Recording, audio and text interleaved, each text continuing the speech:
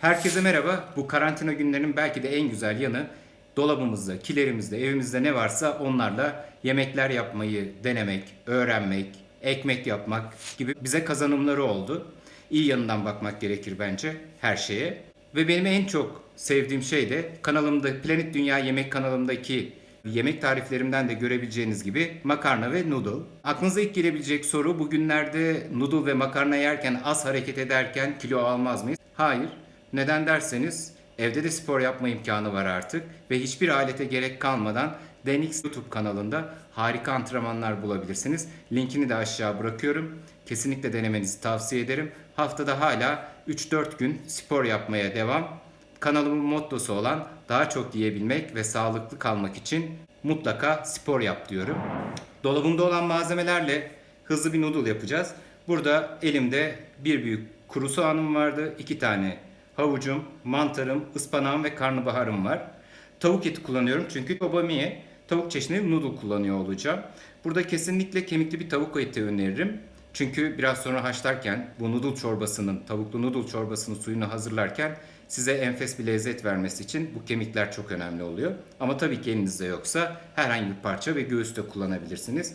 Onun dışında benim asla evimde eksik olmayan burada 4 yemek kaşığı soya sosu, 1 yemek kaşığı susam yağı ve çeşitli baharatlarım var. Bu baharatlar da hemen hemen hepimizin evinde olan şeyler. Defne yaprağı var.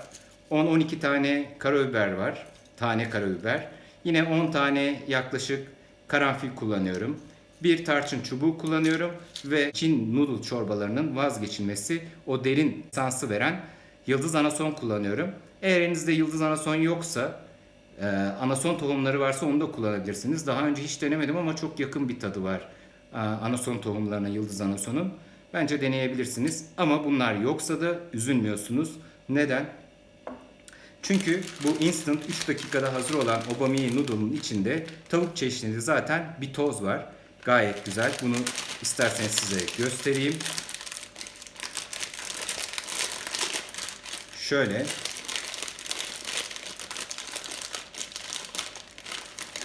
Bu obamiye'nin içindeki zaten seasoning çeşniyle de baharatlar ve soslar olmasa da zaten hemen hemen yakın bir lezzeti yakalıyor olacağız. İşte o yüzden bu çok kolay. Aynı zamanda da bu evde kaldığımız günlerde pratik bir lezzet ve acayip güzel oluyor.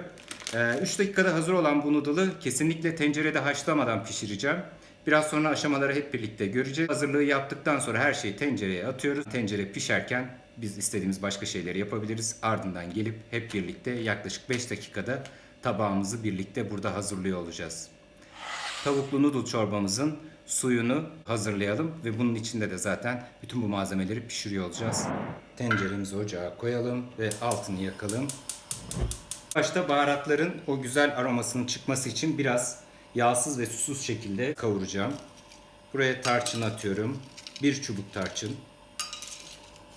Şöyle defne yapraklarını haşlarken kullanacağız. O yüzden kenara alalım. 2 tane yıldız anason. Yaklaşık 8-10 tane burada karanfilim var. Onları atıyorum. Ve yine burada yaklaşık 10-15 tane de tane karabiberim var. Hepsini attım. Ocağımın altı açık. Tencerem ısındıktan sonra bunların biraz kokusunun çıkmasını istiyorum ve aroma kazanmasını istiyorum. Hemen tarçının kokusu çıkmaya başladı. Siz de göreceksiniz yaptığınızda. Yıldız anasonun da kokusu çıkmaya başladı. Bence baharatlarım yeterince kavruldu. Şimdi bunların içine soğanlarımı atıyorum.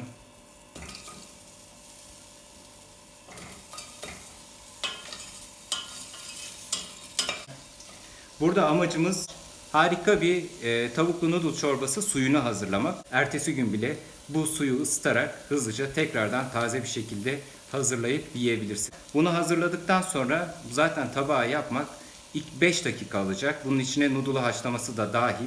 Tamamen güzel bir yöntemle, size pratik bir yöntemle göstereceğim. Bütün soğanlarım ve baharatlarım kavruldu. Tavuklarımı atıyorum. Tavuklarımın da derisi üzerinde bu ekstra yağ ve lezzet verecek çorbanın suyuna. Bu şekilde ikinciyi de attım. Sert sebzelerimi atıyorum pişmesi için. Havuçlarım var.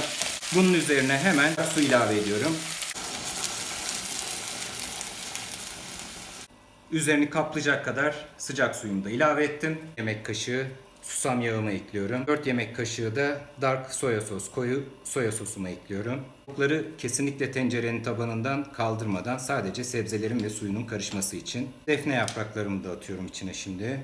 Kapağımı kapatıyorum. Altını en kısa alıp bu şekilde tavuklu noodle çorbamın suyunun hazır olması ve tavuklarımın, sebzelerin pişmesi için yaklaşık kısık ateşte yarım saat kaynamaya ve pişmeye bırakın. Suyu hazır olduktan sonra, sebzeler ve tavuklar da piştikten sonra tekrardan burada 5 dakika içinde tabağımızı hazırlıyor olacağız hep birlikte. Ve 5 dakika önce en son mantarlarımı da ekledim. O enfes kokuyor. Tavuklarımı biraz ayıklayacağım. Soğumaları için tabağa alıyorum. Hadi şimdi en eğlenceli kısma geçelim. Tavuklu noodle çorbası tabağımızı noodle'larımızı da pişirerek pratik bir şekilde hazırlayıp afiyetle tadına bakalım. Öncelikle şunu belirteyim.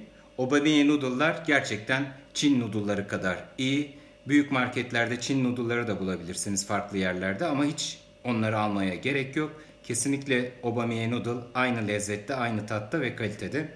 Şimdi hemen tavuk çeşnili noodle'ımızı çıkarıyorum. Bu bir kişi için 60 gram yeterli. Bu evde kaldığımız günlerde herhangi bir baharatınız veya çeşniniz, yağınız, sosunuz eksikse de önemli değil. Obamiye çeşnisi de çok yakın bir lezzeti, aynısı olmasa da benzer bir lezzeti sağlıyor. Hemen bunun üzerine hazırladığım tavuklu sudan yaklaşık 1,5 su bardağı ekliyorum.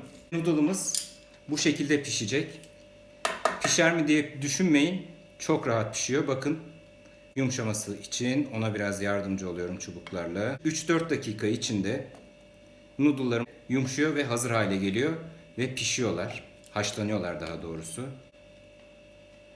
Yaklaşık bir 2 dakika daha haşlanacak. Tam bu aşamada ıspanaklarımı ekleyeceğim bunun üstüne. Ispanaklarım da burada haşlanması ve ısınması benim için yeterli. Ki ıspanağı çiğ olarak salatalarda da kullanan bir insan olarak kesinlikle az pişirmenizi tavsiye ederim. Hafiften pişmeleri benim için yeterli. Tavuklarımı şu şekilde küçük parçalar halinde kesiyorum ve hazırlıyorum. Artık yemeğimi bitirebilirim. Enfes görünüyor. Ve kokuyor. İnanamazsınız. Tavuklarımızdan koyalım biraz daha. Şöyle. Sebzelerimizi ekleyelim. Tavuklu noodle çorbamızın suyundan alıp ekledim. Bu kadar yeter. Şöyle biraz da havuç.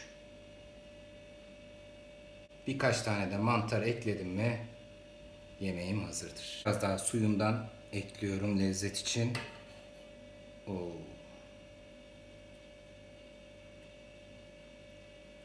Obamiye noodle'ın tavuk çeşnisinden ekliyorum. Güzelce karıştırıyorum. Şimdi de olmazsa olmaz tavuklu noodle çorbasının üzerine ferahlık verecek olan bir miktar taze soğan ve benim gibi acı seven biriyseniz olmazsa olmazım kırmızı taze çili biberler. Ve işte tavuklu noodle çorbamız hazır. Birlikte bu güzel lezzetin tadına bakalım. Efsane tavuklu noodle çorbam hazır. Yanında da keşkülüm var. Keşkül tarifimin de kartını şu sağ üst köşeye bırakıyorum. Kanalımda bulabilirsiniz. Gördüğünüz gibi noodle'larım haşlamamama rağmen sadece tabakta hazırladığımız suyun içinde pişmiş durumda. Oo. Şöyle biraz da suyundan almak istiyorum. Enfes. Harika.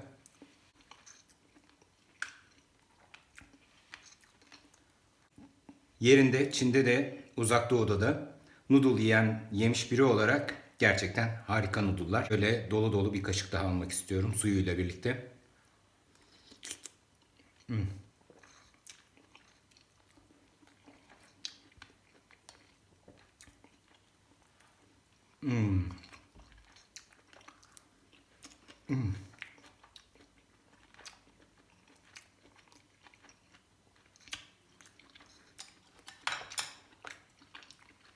Bitirmeden duramayacağım.